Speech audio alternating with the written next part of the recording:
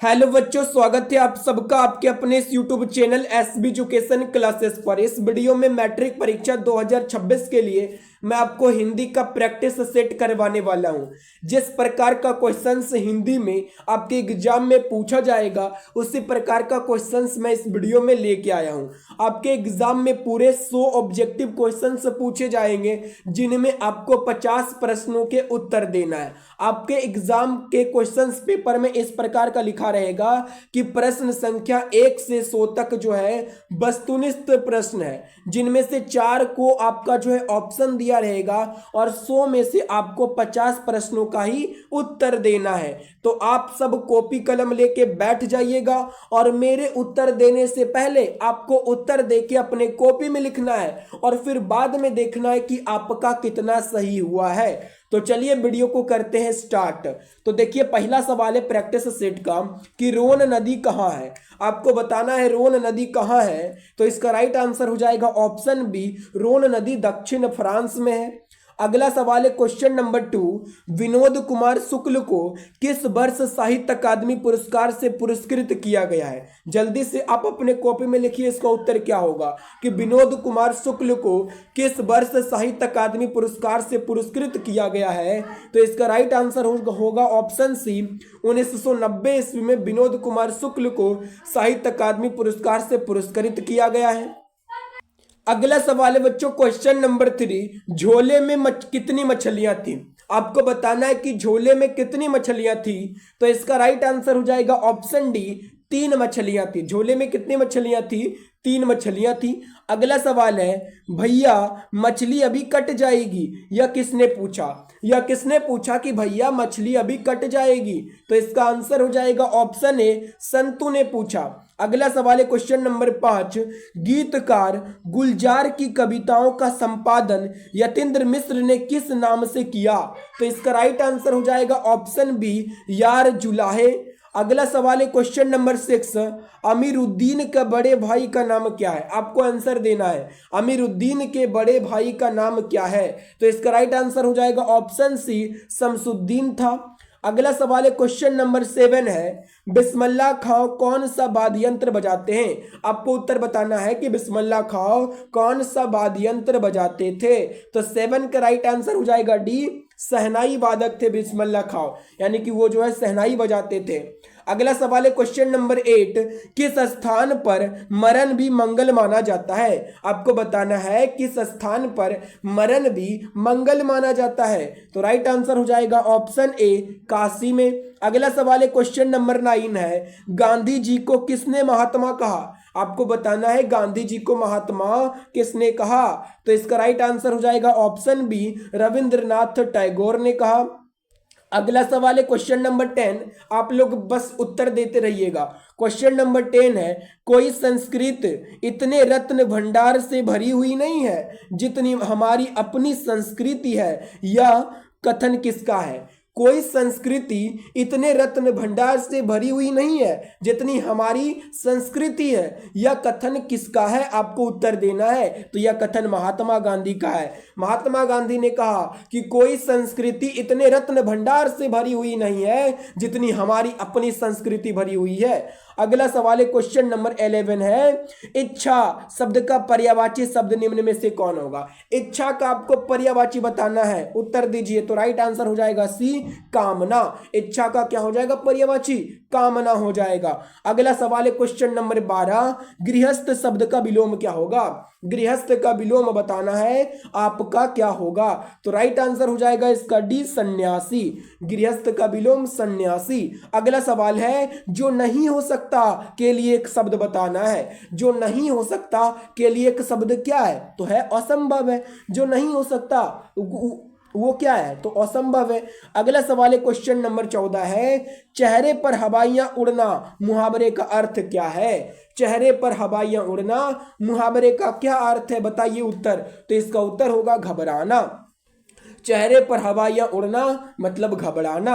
Right answer हो जाएगा ए। अगला सवाल है क्वेश्चन नंबर 15, इंद्र का पर्यायवाची शब्द क्या होगा, बताइए इंद्र का पर्यायवाची शब्द क्या होगा। तो इंद्र का पर्यायवाची महेंद्र हो जाएगा, ऑप्शन बी। अगला सवाल है क्वेश्चन नंबर 16, नमक शब्द का विशेषण क्या हो जाएगा। तो नमक का विशेषण नमकीन हो जाएगा, 16 का सी हो जाएगा राइट आंसर। अगला सवाल है क्वेश्चन नंबर 17 है, काला अक्षर भैंस बराबर लोकती का सही अर्थ क्या है। काला अक्षर भैंस बराबर इसका सही अर्थ क्या होगा। तो 17 का राइट आंसर हो जाएगा बी हो जाएगा निरक्षर। निरक्षर यानी कि जो व्यक्ति पढ़ा लिखा नहीं होता है उसके लिए क्या है, काला अक्षर भैंस बराबर है।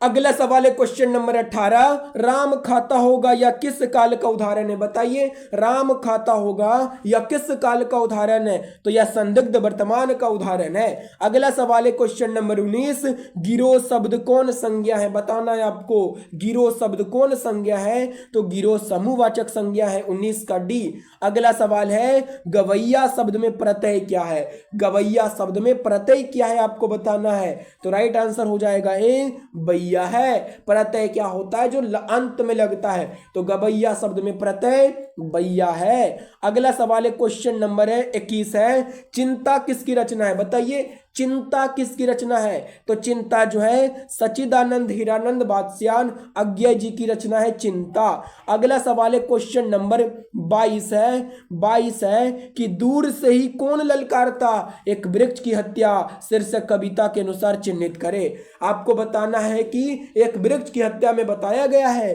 कि दूर से ही ललकारता, कौन ललकारता है। तो वृक्ष ललकारता है, कौन ललकारता है, वृक्ष ललकारता है। कभी कहते हैं कि बात जो है दूर से ही ललकारता है, कौन। तो मैं कहता हूं दोस्त, यानी कि कभी कहते हैं। अगला सवाल है क्वेश्चन नंबर 23 है, उसका खौ खरगोश की खाली सी बेचैनी में यह पंक्ति किस कविता की है। यह पंक्ति किस कविता में है कि उसका खो खरगोश की खाली सी बेचैनी की तरह पंक्ति से उतर जाता है। तो यह कविता है अक्षर ज्ञान में, अनामिका जी का कविता है, आपको याद रखना है। अगला सवाल है क्वेश्चन नंबर 24, मेरे बिना तुम प्रभु शीर्षक कविता किसको संबोधित है। मेरे बिना तुम प्रभु जो कि रेनर मारिया रिल्के के द्वारा लिखा हुआ है, ये जो है किसको संबंधित है। तो यह जो है किसको संबोधित करता है, मेरे बिना तुम प्रभु। तो यह जो है प्रभु को संबोधित है। रेनर मारिया रिल्के कहते हैं कि मेरे बिना तुम प्रभु, यानी कि जब भक्ति नहीं रहेंगे तो जो है भगवान कैसे रहेंगे। अगला सवाल है क्वेश्चन नंबर 25 है, अंग्रेजी बहान वसन वेश रीति और नीति यह पंक्ति किस शीर्षक कविता की है। तो यह कविता स्वदेशी कविता की है, जिनके कवि हैं प्रेम घन, जिन्होंने स्वदेशी कविता को लिखा था। 25 का राइट आंसर क्या हो जाएगा, ए हो जाएगा। अगला सवाल है क्वेश्चन नंबर 26, एक ध्वनि जब दो व्यंजनों से संयुक्त हो जाए तब क्या कहलाती है। एक ध्वनि जब दो व्यंजकों से संयुक्त हो जाए तब वह क्या कहलाती है। तो तब उसे संयुक्त ध्वनि कहते हैं। 26 का हो जाएगा सी। अगला सवाल है, भो का उच्चारण स्थान बताना है। तो भो का कहां से होता है, होठ से होता है, क्योंकि ये पो फॉर्म में आता है ना, और पो वर्ग का उच्चारण होठ से होता है, और कंठ से जो है किसका उच्चारण होता है, को वर्ग का उच्चारण, और तालु से चो वर्ग का उच्चारण, और मूर्धा से टो वर्ग का उच्चारण आपको याद रखना है। अगला सवाल है क्वेश्चन नंबर 28, उच्चारण में वायु प्रक्षेप की दृष्टि से व्यंजन के कितने भेद हैं। उच्चारण में वायु प्रक्षेप की दृष्टि से व्यंजन के कितने भेद है आपको बताना है। तो व्यंजन के 2 भेद होते हैं। अगला सवाल है क्वेश्चन नंबर 29 है, जगदानंद शब्द का संधि विच्छेद निम्न में से कौन होगा। जगदानंद शब्द का आपको संधि विच्छेद बताना है, क्या होगा। तो जगदानंद का होगा जगत प्लस में आनंद, जगदानंद। राइट आंसर ए हो जाएगा। अगला सवाल है क्वेश्चन नंबर 30, निम्नलिखित में अशुद्ध शब्द कौन है। अशुद्ध शब्द बताना है कि इसमें से कौन सा शब्द जो है गलत लिखा हुआ है। तो पहला है प्रशंसा, तो प्रशंसा शब्द सही लिखा हुआ है। ऑप्शन बी है द्रवीभूत, तो ये जो द्रवीभूत है ये गलत लिखा हुआ है। ऑप्शन सी अर्चना, ऑप्शन डी है निवृत्ति। तो ए सी और डी ये सभी शुद्ध शब्द है, लेकिन द्रवीभूत ये अशुद्ध शब्द है। तो राइट आंसर हो जाएगा क्या, 30 का बी हो जाएगा। अगला सवाल है क्वेश्चन नंबर 31 है, संग्रह शब्द में उपसर्ग क्या है, बताना है आपको। संग्रह शब्द में उपसर्ग, तो संग्रह में उपसर्ग सम है, क्या है, सम है, सम जुड़ ग्रह समग्रह सनग्रह। अगला सवाल है क्वेश्चन नंबर 32, सप्ताह शब्द का विशेषण क्या होगा, तो सप्ताह का विशेषण साप्ताहिक हो जाएगा, 32 का क्या हो जाएगा, सी हो जाएगा। अगला सवाल है क्वेश्चन नंबर 33, दर्शनीय शब्द में प्रत्यय क्या, आपको बताना है दर्शनीय शब्द में प्रत्यय, तो दर्श जोड़ निये, दर्शनीय शब्द में प्रत्यय क्या है, दर्श जोड़ अन्य, दर्शनीय, राइट आंसर हो जाएगा डी। अगला सवाल है, शरणागत शब्द कौन समास है, आपको बताना है शरणागत शब्द कौन समास है, तो तत्पुरुष समास है, शरण में रहने वाले को शरणागत कहते हैं। अगला सवाल है क्वेश्चन नंबर 35, ध्यान में मग्न कौन पदबंध है, आपको बताना है ध्यान में मग्न ये कौन पदबंध है, संज्ञा पदबंध, विशेषण पदबंध, सर्वनाम पदबंध, क्रिया पदबंध, कौन सा पदबंध है, तो ये विशेषण पदबंध है, ध्यान में मग्न। अगला सवाल है क्वेश्चन नंबर 36, रचना की दृष्टि से वाक्य के कितने प्रकार है, तो रचना की दृष्टि से जो है वाक्य के 3 प्रकार होते हैं, रचना की दृष्टि से वाक्य के 3 प्रकार होते हैं, कौन कौन होते हैं, तो सरल वाक्य, संयुक्त वाक्य, मिश्र वाक्य होते हैं, आपको याद रखना है। अगला सवाल है क्वेश्चन नंबर 37, हमारे जवानों को देखकर दुश्मन भाग गए, या किस वाक्य का उदाहरण है, बताना है हमारे जवानों को देखकर दुश्मन भाग गए, या जो है सरल वाक्य का उदाहरण है, 37 का राइट आंसर हो जाएगा सी। बस अब अपने कॉपी में लिखते रहिएगा और फिर लास्ट में बताइएगा कि आपका कितना सही हुआ है।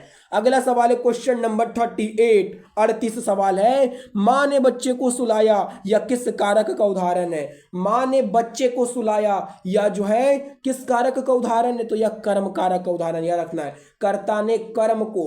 अब आप बोलिएगा कि यहाँ पे जो है ने और को दोनों चिन्ह है, ने भी चिन्ह है और को भी चिन्ह है, तो यहाँ पे कर्ता ने भी तो हो सकता है, तो यहाँ पे आपको लास्ट वाले चिन्ह के अनुसार मारना है, क्योंकि लास्ट में को है, तो को किसका होता है, कर्म कारक का होता है, और वैसे भी ऑप्शन में कर्ता कारक नहीं दिया हुआ है, तो आपको क्या मारना है, कर्म मारना है। अगला सवाल है क्वेश्चन नंबर 39 है, निम्नलिखित वाक्यों में कौन मिश्र वाक्य है, बताना है इस वाक्य में जो है कौन मिश्र वाक्य है, तो ऑप्शन ए हो जाएगा, मैं खाना खा चुका तब वह आया, ये मिश्र वाक्य है। अगला सवाल है क्वेश्चन नंबर 40, निधड़क शब्द कौन समास है, बताना है आपको निधड़क शब्द कौन समास है, तो निधड़क ये अव्ययी भाव समास है, 40 का हो जाएगा बी। अगला सवाल है क्वेश्चन नंबर 41 है कि निम्नलिखित चिन्हों में प्रश्नवाचक चिन्ह कौन है, तो ऑप्शन है प्रश्नवाचक, तो ऐसे ही लिखाता है ना। अगला सवाल है क्वेश्चन नंबर 42, निम्न भाषाओं में से किस भाषा को देवनागरी लिपि में लिखते हैं, तो किस भाषा को जो है देवनागरी लिपि में लिखते हैं, हिंदी को लिखते हैं देवनागरी लिपि में, 42 का डी। अगला सवाल है क्वेश्चन नंबर 43, निम्न में से व्यक्तिवाचक संज्ञा कौन है, व्यक्तिवाचक संज्ञा क्या होता है, जो है किसी खास व्यक्ति वस्तु का बोध कराता है, जो दुनिया में सिर्फ एक हो, वही ना व्यक्तिवाचक होता है। तो देखिए बहन, मित्रता, घर या दिवाली, तो क्या हो जाएगा व्यक्तिवाचक, तो दिवाली हो जाएगा, क्योंकि दिवाली एक ही है ना, एक ही बार ना आता है, तो 43 का राइट आंसर क्या हो जाएगा, डी हो जाएगा। अगला सवाल है क्वेश्चन नंबर 44, प्रवेश शब्द कौन लिंग है, बताना है प्रवेश जो है ये कौन लिंग है, तो प्रवेश पुल्लिंग होता है, आपको याद रखना, राइट आंसर बी। अगला सवाल है क्वेश्चन नंबर 50, दाता शब्द का स्त्रीलिंग रूप क्या है, बताना है 45 है, दाता शब्द का स्त्रीलिंग रूप बताना है, तो दाता का दात्री हो जाएगा। अगला सवाल है, निम्नलिखित में कौन तत्सम शब्द है, निम्नलिखित में तत्सम शब्द कौन सा है, तत्सम बताना है आपको, तो तत्सम हो जाएगा आम्र, क्या हो जाएगा, आम्र हो जाएगा, राइट आंसर सी। अगला सवाल है क्वेश्चन नंबर 47, भाग्यवान शब्द का स्त्रीलिंग रूप क्या होगा, तो भाग्यवान शब्द का स्त्रीलिंग रूप हो जाएगा भाग्यवती, राइट आंसर डी। अगला सवाल है, कारक के कितने भेद हैं, तो कारक के 8 भेद होते हैं, आपको याद रखना है। अगला सवाल है क्वेश्चन नंबर 49, कर्ता कारक की विभक्ति चिन्ह क्या है, तो कर्ता ने, राइट आंसर हो जाएगा बी। अगला सवाल है क्वेश्चन नंबर 50, वाक्य में क्रिया का फल जिस शब्द पर पड़ता है उसे क्या कहते हैं, तो तो जो है जिस शब्द पर क्रिया का फल पड़ता है ना उसको कर्म कहते हैं। क्या कहते हैं? कर्म। तो 50 का राइट आंसर क्या हो जाएगा? सी हो जाएगा। तो अभी तक हमने आधा क्वेश्चंस कर लिया है, 50 क्वेश्चंस। तो अगर आपको वीडियो पसंद आ रहा है तो वीडियो को लाइक और चैनल को सब्सक्राइब जरूर कर लीजिएगा। चलिए अगला क्वेश्चंस करते हैं। अगला है 51। भीमराव अंबेडकर किसके प्रोत्साहन पर उच्चतर शिक्षा के लिए न्यूयॉर्क गए? तो बड़ौदा नरेश के प्रोत्साहन पर गए थे न्यूयॉर्क। अगला सवाल है क्वेश्चन नंबर 52। द अनटचेबल्स किन की रचना है? बताना है कि द अनटचेबल्स ये किन की रचना है? तो ये बाबा साहेब भीमराव अंबेडकर की रचना है। अगला सवाल है 20 के दांत शीर्षक पाठ किस कहानी संग्रह से लिया गया है? तो 20 के दांत शीर्षक पाठ ये 20 के दांत तथा अन्य कहानी संग्रह से लिया गया है। 53 का राइट आंसर हो जाएगा डी। अगला सवाल है क्वेश्चन नंबर 54 54 है। सशक्त कथाकार अमरकांत का जन्म किस वर्ष हुआ था? तो अमरकांत जी का जन्म कब हुआ था आपको बताना है। तो 1925 में राइट आंसर हो जाएगा ए। अगला सवाल है क्वेश्चन नंबर 55। यह किसने कहा कि 11 रुपये साड़ी के खूट से निकालकर अही चारपाई पर रखें, डैश पर वे नहीं मिल रहे हैं? यह किसने कहा कि 11 रुपये के मैंने जो है 11 रुपये यानी कि आपको बताना है कि या किसने कहा कि 11 रुपये साड़ी के खूट से निकालकर अही चारपाई पर रखा? तो ये कहे थे लेखक के जो है घर जो रिश्तेदार आए थे उसकी पत्नी ने कहा था। 55 का बी हो जाएगा। और ये वाला जो सवाल है ये बहादुर चैप्टर से लिया गया है और यहाँ पे चोरी का इल्जाम बहादुर पर लगाता है। कौन लगाता है? तो रिश्तेदार की पत्नी लगाते हैं। 55 का राइट आंसर क्या हो जाएगा? बी हो जाएगा। अगला सवाल है क्वेश्चन नंबर 56। लेखक रामविलास शर्मा को उनकी किस रचना पर साहित्य अकादमी पुरस्कार प्राप्त हुआ?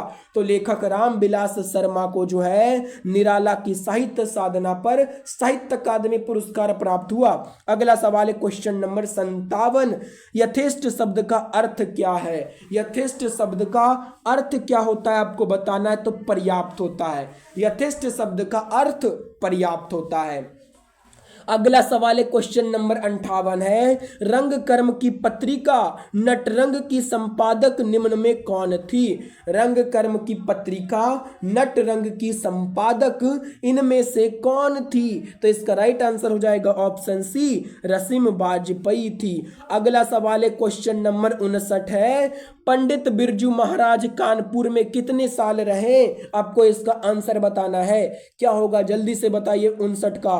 तो पंडित बिरजू महाराज जो है कानपुर में 2-2.5 साल रहे। राइट आंसर हो जाएगा डी। अगला सवाल है क्वेश्चन नंबर 60। निम्नलिखित में से कौन सी रचना अशोक वाजपेयी की है? इनमें से कौन सी रचना अशोक वाजपेयी की है? तो कविता का जनपद ये अशोक वाजपेयी की है। अगला सवाल है मुदेरे पांड्य लोगों की दूसरी राजधानी है, यह कहाँ लिखा हुआ है? मुदेरे पांड्य लोगों की दूसरी राजधानी है, यह कहाँ लिखा हुआ है आपको बताना है। तो यह तुलनात्मक व्याकरण में लिखा हुआ है। Right answer C. अगला सवाल है क्वेश्चन नंबर 62। पप्पाती बेहोश सी क्यों पड़ी थी? ये जो है आपका वर्णिका बुक से है कि पप्पाती बेहोश सी क्यों पड़ी है? तो 62 का राइट आंसर हो जाएगा डी, बुखार की तेजी के कारण, तेज बुखार के कारण पप्पाती बेहोश हो गई थी। अगला सवाल है माँ को रखने का ठेका सिर्फ उसी ने नहीं तो यानी कि यह किसने कहा था कि माँ को रखने का ठेका सिर्फ उसी ने तो नहीं ले रखा है? आपको बताना है यह किसने कहा था। तो यह कैलाश ने कहा था। ऑप्शन ए हो जाएगा राइट आंसर। अगला सवाल है क्वेश्चन नंबर 64। नानकाना साहब अब कहाँ है? नानकाना साहब बताना है आपको कहाँ है? तो पाकिस्तान में है। अगला सवाल है क्वेश्चन नंबर 65। सोहिला किन की रचना है? तो सोहिला जो है ये गुरु नानक देव की रचना है। अगला सवाल है क्वेश्चन नंबर 66। सिखों के 5वें गुरु कौन थे? सिखों के 5वें गुरु कौन थे? तो इसका राइट आंसर हो जाएगा ऑप्शन डी, गुरु अर्जुन देव थे। अगला सवाल है कि दंड कमंडल सिका सुत धोती तीरथ गावुन अति भ्रमण करे। यह पंक्ति किस शीर्षक कविता से है? तो यह पंक्ति जो है राम नाम बिनु बिरथे जगी जन्मा से लिया गया है। 67 का हो जाएगा राइट आंसर ए। अगला सवाल है क्वेश्चन नंबर 68, गुरु नानक के किस पद में राम नाम के कीर्तन पर बल दिया गया है? आपको बताना है गुरु नानक जी के किस पद में राम नाम के कीर्तन पर बल दिया गया है। तो प्रथम पद में। 68 का बी। अगला सवाल है पिछानी शब्द का अर्थ क्या? आपको बताना है पिछानी शब्द का अर्थ क्या है? तो पहचानी है। 69 का सी हो जाएगा। अगला सवाल है क्वेश्चन नंबर 70, निम्न में से कौन कवि पठान राजवंश में उत्पन्न हुए? पठान राजवंश में कौन से कवि उत्पन्न हुए? उत्तर दीजिए। तो राइट आंसर हो जाएगा डी, रसखान जी थे। अगला सवाल है क्वेश्चन नंबर 71, पेड़ से पत्ते गिरे या किस कारक का उदाहरण है? तो जो है यहाँ पे सिर्फ आपको यहाँ पे चिन्ह पर ध्यान देना है। चिन्ह क्या है? से। तो से किसका होता है? दो चीज का होता है, करण कारक और अपादान कारक। करण से और अपादान से। अब देखिए करण कहाँ लगता है? तो जहां पे हथियार वाली बात आएगी वहां पे आपको करण कारक मारना है, और जहां पे अलग होने का बोध हो वहां पे अपादान कारक मारना है। तो देखिए यहाँ पे क्या, पेड़ से पत्ते गिरे, तो पेड़ से पत्ता गिर गया मतलब जो है पत्ता जो है पेड़ से अलग हो गया ना, तो यहाँ पे अलगाव का बोध हो रहा है। तो जहां पे अलगाव का बोध होगा वहां पे आपको अपादान कारक मारना है। वैसे भी इस ऑप्शन में करण कारक नहीं दिया हुआ है तो अपादान ही मारना है आपको बिना सोचे समझे। अगर मान लीजिए कि यहाँ पे दिया रहता करण कारक भी तो आपको सोच के मारना है कि यहाँ पे अलगाव का बोध हो रहा है कि हथियार की बात किया जा रहा है। अगला सवाल है क्वेश्चन नंबर 72, सर्वनाम के कुल कितने भेद होते हैं? तो सर्वनाम के कुल 6 भेद होते हैं। 72 का राइट आंसर क्या हो जाएगा? ए हो जाएगा। अगला सवाल है क्वेश्चन नंबर 73, ऐसा ना हो कि कोई आ जाए या किस सर्वनाम का उदाहरण है? ऐसा ना हो कि कोई आ जाए, यह अनिश्चयवाचक सर्वनाम है। कौन सा सर्वनाम है? अनिश्चयवाचक सर्वनाम। 73 का राइट आंसर हो जाएगा बी। अनिश्चयवाचक सर्वनाम क्या होता है? जहां पे निश्चित पता ना हो। क्योंकि देखिए यहां पे क्या लिखा होता है, ऐसा ना हो कि कोई आ जाए। कौन आ जाए पता है, कोई आ जाए, तो कोई होता है अनिश्चयवाचक सर्वनाम। अगला सवाल है क्वेश्चन नंबर 74, जो संज्ञा सर्वनाम की विशेषता बताए उसे क्या कहते हैं? उसे विशेषण कहते हैं। 74 का सी हो जाएगा। जो शब्द संज्ञा सर्वनाम की विशेषता बतलाता है उसको विशेषण कहते हैं। अगला सवाल है क्वेश्चन नंबर 75, शेर भर दूध या किस विशेषण का उदाहरण है? तो शेर भर दूध या परिणाम बोधक विशेषण का उदाहरण है, क्योंकि यहाँ पे मात्रा बताया जा रहा है। जहां पे मात्रा बताया जाए वह परिणाम बोधक विशेषण होता है। अगला सवाल है क्वेश्चन नंबर 76 है, निम्नांकित वाक्यों में कौन वाक्य अशुद्ध है? इनमें से 4 ऑप्शन है, बताना है, अशुद्ध वाक्य पहचानना है। अशुद्ध वाक्य कौन सा हो जाएगा?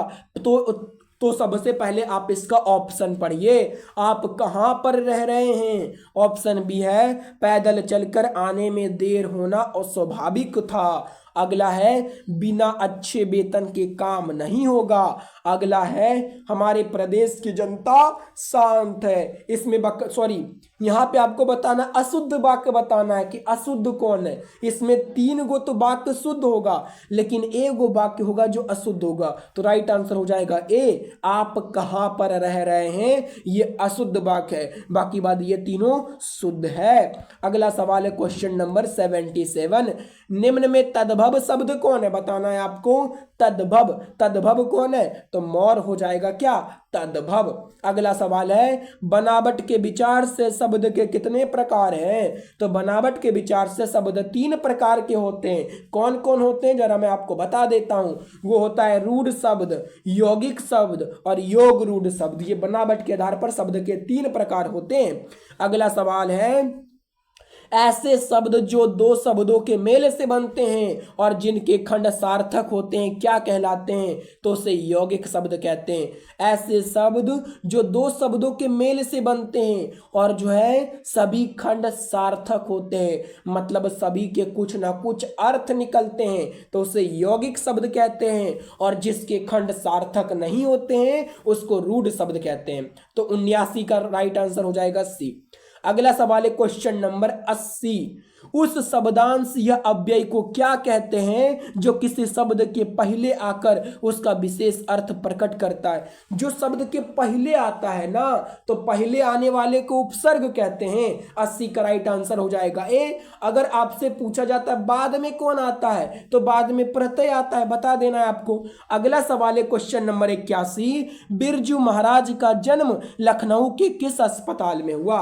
पंडित बिरजू महाराज का जन्म लखनऊ के किस अस्पताल में हुआ? तो जाफरीन अस्पताल में हुआ। 81 का राइट आंसर क्या हो जाएगा? डी। अगला सवाल है, लेटिन कवि वर्जिल पर किसने एक बड़ी अच्छी कविता लिखी थी? लेटिन कवि वर्जिल पर किसने एक बड़ी अच्छी कविता लिखी थी? तो अंग्रेज कवि टेनिसन ने लिखा था। अगला सवाल है क्वेश्चन नंबर 83, सिक्कत शब्द का अर्थ क्या है? बताना है आपको, सिक्कत शब्द का अर्थ क्या है? तो 83 का राइट आंसर हो जाएगा सी, मोम होता है। अगला सवाल है, दही वाली मंगमा शीर्षक कहानी का साभार ली गई है। दही वाली मंगमा शीर्षक कहानी का साभार कहां से ली गई है? आपको ये बताना है। तो कन्नड़ कहानियां से ली गई है, राइट आंसर हो जाएगा डी। अगला सवाल है क्वेश्चन नंबर 85 में क्या है? अबलूर के पास किसी गांव की रहने वाली निम्न में कौन थी? अबलूर के पास किसी गांव की रहने वाली कौन थी? तो मंगमा थी, जो कि दही बेचती थी। आपको यह भी याद रखना है। अगला सवाल है क्वेश्चन नंबर 86, बारिश होते देख किसे लग रहा था कि जैसे इस बार भी बाढ़ आएगी? बारिश को देखा तो किसको लग रहा था कि लगता है कि इस बार भी बाढ़ आएगी? तो यह लग रहा था लक्ष्मी को लग रहा था। 86 का बी। अगला सवाल है क्वेश्चन नंबर 87, ढहते विश्वास शीर्षक कहानी के लेखक का नाम क्या है? बताना है आपको। ढहते विश्वास के लेखक कौन है? तो सात कौड़ी होता है, ये है। अगला सवाल है क्वेश्चन नंबर 88, 3 गोरे निष्णात डॉक्टरों ने एक मत होकर मंगू के पागलपन का क्या निदान प्रकट किया? 3 गोरे निष्णात डॉक्टर ने एक मत होकर मंगू के पागलपन का क्या निदान प्रकट किया? आपको ये बताना है। तो 3 गोरे डॉक्टर ने बताया मंगू की मां को कि पागलपन मिटाना संभव नहीं है, यानी कि असंभव है। 88 का राइट आंसर हो जाएगा सी। अगला सवाल है, मंगू किस अस्पताल से पागल थी? क्या है? मंगू किस समय से पागल थी? आपको यह बताना है, किस समय से पागल थी? तो मंगू जो है जन्म से ही पागल थी। 89 का ए हो जाएगा राइट आंसर। अगला सवाल है, लेखक सुजाता रचित कहानी का नाम क्या है? सुजाता रचित कहानी का नाम क्या है? आपको बताना है। तो सुजाता रचित कहानी का नाम है नगर। क्या है? नगर है। 90 का बी। अगला सवाल है क्वेश्चन नंबर 91 है, कबीर खान को पुष्टि मार्ग में दीक्षा किसने दी? पुष्टि मार्ग की दीक्षा कबीर खान को किसने दिया? तो गोस्वामी विठलनाथ, जो कि उसके गुरु थे। अगला सवाल है, किन की रचनाओं पर मुग्ध होकर भारतेंदु हरिश्चंद्र ने कहा, इन मुसलमान हरिजन पे कोटिन हिंदू बारिये? तो रसखान की। अगला सवाल है क्वेश्चन नंबर 93, कवि घनानंद का जन्म किस वर्ष हुआ था? आपको बताना है कि कवि घनानंद जी का जन्म किस वर्ष हुआ था? तो 1689 में हुआ। 93 का राइट आंसर हो जाएगा सी।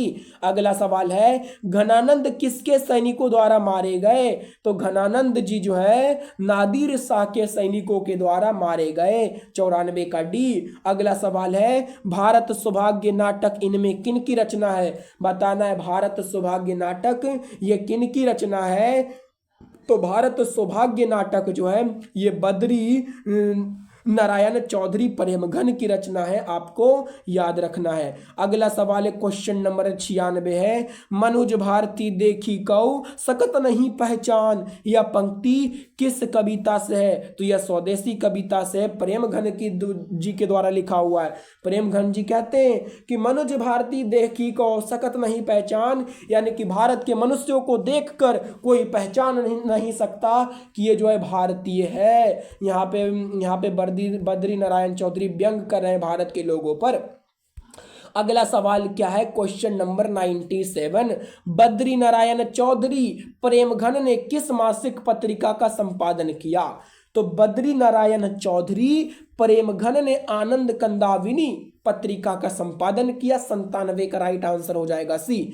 अगला सवाल है ग्राम्या किन की रचना है, बताना है आपको ग्राम्या ये किन की रचना है, तो 98 का हो जाएगा डी, सुमित्रानंदन पंत जी की रचना है। अगला सवाल है 99, सुमित्रानंदन पंत के पिता का नाम क्या था, तो सुमित्रानंदन पंत जी के पिता का क्या नाम था, गंगादत्त पंत था। 99 का ए हो जाएगा। और लास्ट सवाल है, हम पहुंच गए हैं 100वें नंबर सवाल पर, क्या है कि रामधारी सिंह दिनकर के पिता का नाम क्या था, तो रामधारी सिंह दिनकर जी के पिता का नाम था रवि सिंह। 100 का राइट आंसर हो जाएगा बी हो जाएगा। तो ये थे हिंदी के 100 क्वेश्चंस। तो अगर आपने कितना सही किया है आप जो है कमेंट में हमको बताइए कि आप जो है कितना सही किए हैं। तो अगर आपको ये वीडियो पसंद आया है तो हमारे मेहनत के लिए एक लाइक तो जरूर कर दीजिएगा, और इसी तरीके के और भी प्रैक्टिस सेट को करने के लिए हमारे चैनल को सब्सक्राइब कर लीजिएगा और अपने दोस्तों में भी इसको जरूर शेयर कर दीजिएगा। चलिए मिलते हैं अगले वीडियो में, तब तक के लिए धन्यवाद।